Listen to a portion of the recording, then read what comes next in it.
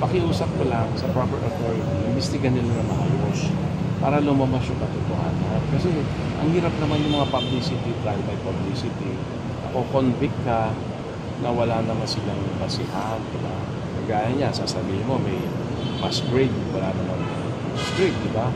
Sasabihin mo may human trafficking, diba? So, pakiusap ko talaga sa proper authority, ayusin yung investigation para lumas yung katotohanan.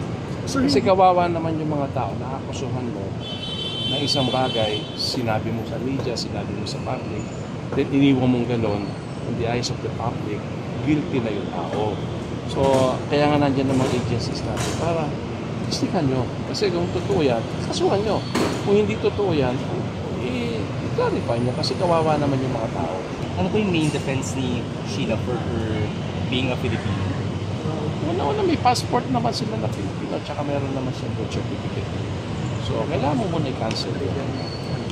Tsaka, alam mo, ang presumption of innocence naman nasa kanila. So, it's upon the one who alleges anything to prove. Kung ina-allege nilang gano'n, sila naman ang may duty na. Sir, kahapon nag-file po ng use of falsified documents and perjury complaint kay former Mayor Alice Go. Sir, maybe get your comment.